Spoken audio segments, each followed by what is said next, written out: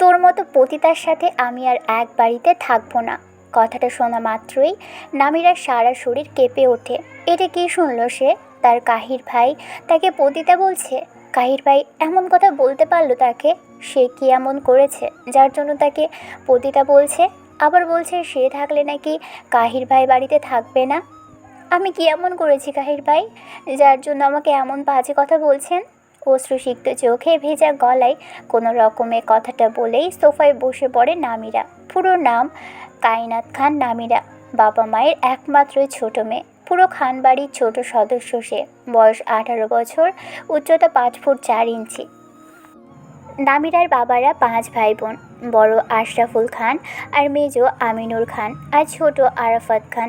আশরাফুল খানের 3 ছেলে মেয়ে। বড় মেয়ে সঞ্জিদা আর বড় ছেলে ঈশান আর ছোট ছেলে আফনান খান কাহির। আমিনুর খানের 2 ছেলে আহাদ আর তুষার এবং আরাফাত খানের 3 ছেলে মেয়ে। বড় ছেলে নিবিড় আর ছোট ছেলে নাফিস আর মেয়ে নামিরা। এর মতো দুশ্চরিত্রা আমি আমার জীবনে একটাও দেখিনি।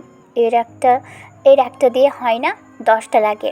এবার নামিরার চোখের অবাধ্য পানিগুলো গড়িয়ে পড়ে। সে কিছুই বুঝতে পারছে না।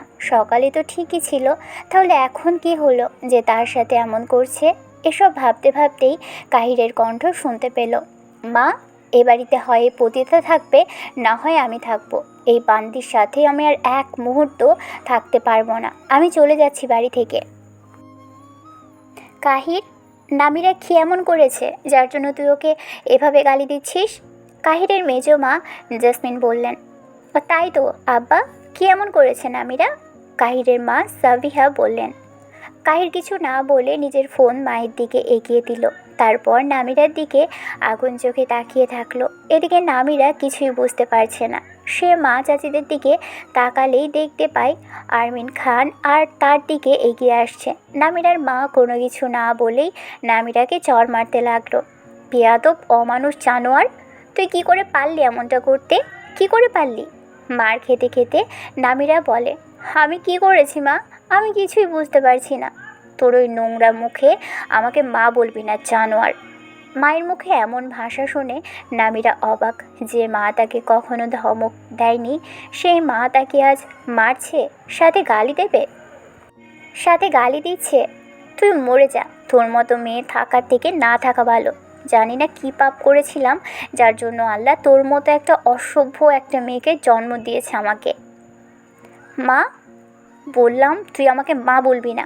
আজ থেকে আমার কোনো মেয়ে নেই, আমার মেয়ে মারা গেছে বলে তিনি ঘরে চলে গেলেন। এদিকে জেসমিন আর সাবিহা চোখ মুখ শক্ত করে তার কাছে এসে ফোনটা এগিয়ে দেয়। ফোনটা হাতে নিয়ে ভিডিও ওপেন করতেই নামিরা চোখ সরিয়ে নেয়। ছি, এমন বাজে একটা ভিডিও।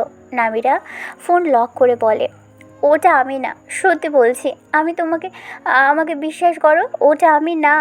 বলেই কান্না করতে শুরু করলো নামিরা। এটা কি করে হতে পারে? সে ওই ছেলেকে মাত্র একদিন দেখেছে, তাহলে ওই ছেলের সাথে কি করে এমন একটা ভিডিও করলো? আমাকে বিশ্বাস করো বড় বাবা, আমি এমন কাজ করিনি। তাহলে ওই ভিডিওটা কি? ওটা এডিট করা। মিথ্যা বলছো তুমি। আমরা সব রকম করে দেখেছি, ওটা আসল ভিডিও। মেজাবু তুমি প্লিজ নামিরা, নাটক বন্ধ কর। আমরা সব রকম করেই তোমার কাছে নিয়ে এসেছি। কাহির, আমরা কেউ বিশ্বাস করিনি প্রথমে, পরে কনফার্ম হয়ে আসছি।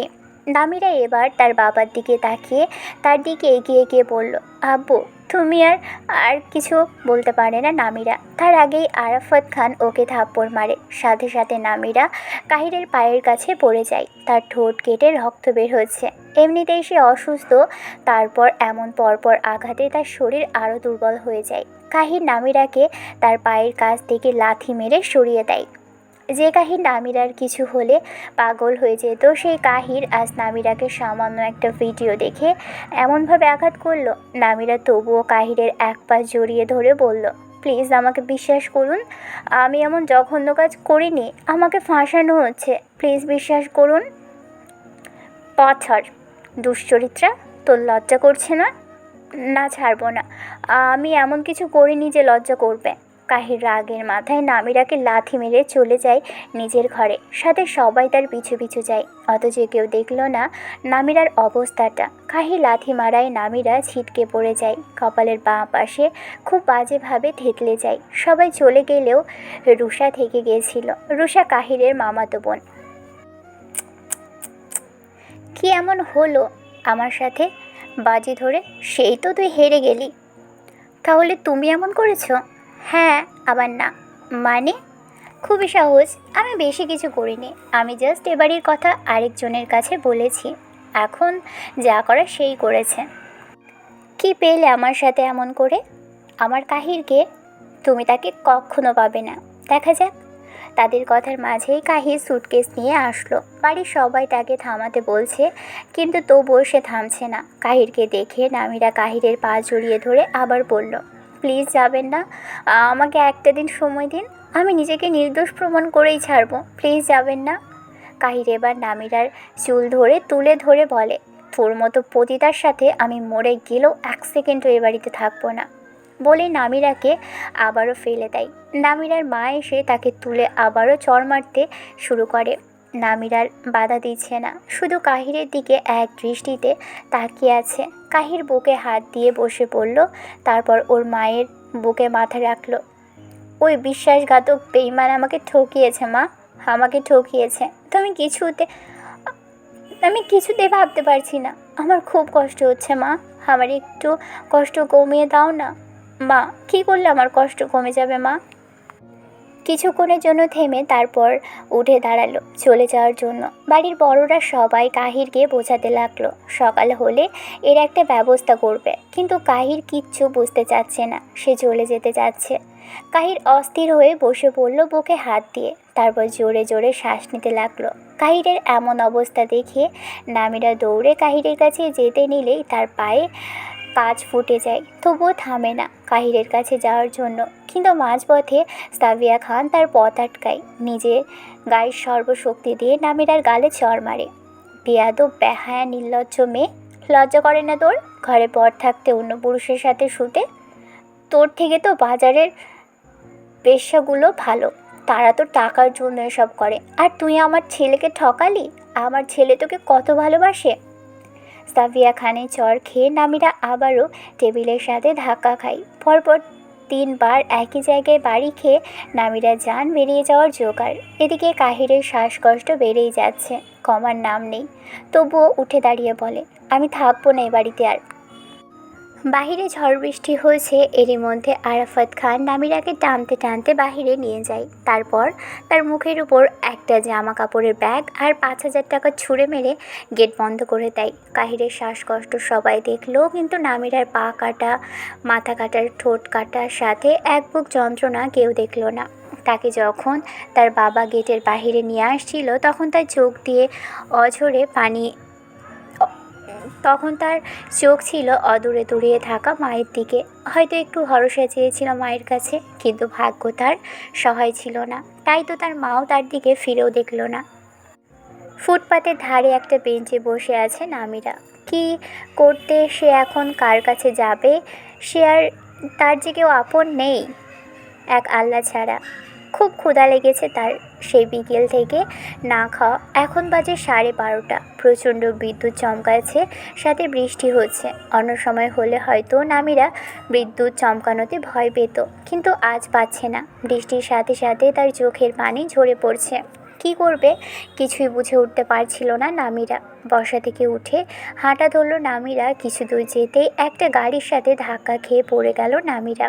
যখন জ্ঞান ফিরল তখন সে নিজেকে হসপিটালে আবিষ্কার করলো। পাশে তাকিয়ে দেখে মাথায় হাত দিয়ে বসে আছে 5টা মেয়ে। নামিরার খুব ক্ষুধা লেগেছে, তাই সে পাশে রাখা পানিটা হাত বাড়িয়ে নিতে গিয়ে সেটা পড়ে গেল। কিছু ভাঙার শব্দে সোনিয়া মুখ তুলে দেখল পানির গ্লাসটা ভেঙে চৌচির হয়ে গেছে। কোনো কিছুর আভাস না দিয়েই সোনিয়া নামিরাকে জড়িয়ে ধরে হাউমাউ করে কান্না করে দিল। নামিরা যেন এতক্ষণে একটু ভরসার জায়গা পেয়েছে, তাই সে কান্না করছে। একে একে তার সাথে ঘটে যাওয়া সকল ঘটনা বলল। সকালবেলা কাহির অফিসে চলে যাওয়ার পর নামিরা কাবার্ড থেকে কিছু একটা বের করে ওয়াশরুমে ঢুকে গেল। মিনিট 10 পর সেটা নিয়ে বের হয়ে খুশিতে নাচতে লাগলো। আজ তার কত দিনের স্বপ্ন পূরণ হলো। সে প্রেগনেন্ট, মা হতে চলেছে সে, প্রথম বাচ্চার মা হতে চলেছে সে। খুশিতে নাচতে বড় মায়ের কাছে গেল, অতঃপর জড়িয়ে ধরল, কিছুক্ষণ চুপ থেকে কান্না করে দিল। তার খুব কষ্ট হচ্ছে কেন জানি, তার মন বলছে তার সাথে খারাপ কিছু হতে চলেছে। কান্না থামিয়ে নিজের রুমের দিকে গিয়ে কাহিরের কাছে ফোন দিল, তারপর বলল আজ তাড়াতাড়ি বাড়ি আসতে। দেখতে দেখতে দুপুর গড়িয়ে বিকেল হলো, সন্ধ্যা। কাহিরের পছন্দের লাল শাড়িটা পরে গেল, তারপর গেল রান্না করতে। অনেক রকমের রান্না করলো সে, অনেক রকমের রান্না করে কাহিরের জন্য অপেক্ষা করছিল। কেন জানি তার মন বলছিল খুব খারাপ কিছু হবে। প্রেগনেন্সির কথাটা সবার আগে কাহিরকেই বলতে চেয়েছিল, তার কাউকেই বলেনি। এরপর কাহির বাড়ি এসেছিল, তারপর সকল ঘটনা বলল সোনিয়ার সাথে। সোনিয়া বলল, তোকে আর এখানে থাকতে হবে না, তুই আমাদের সাথে ঢাকায় চল, ওখানে আমরা একসাথে থাকবো। হোস্টেল ছেড়ে দিয়ে না হয় আমরা 6 জনের বাসা ভাড়া নিব, তারপর তোর বাচ্চাকে আমরা সবাই মিলে মানুষ করব, ওদের ছায়াও পড়তে দিব না।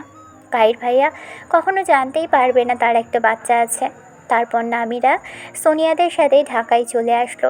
এখানে এসে তার দিনকাল ভালোই যাচ্ছিল। নতুন বাড়ির নতুন পরিবেশ সব কিছু মিলিয়ে নামিরার খুব ভালোই লাগছিল।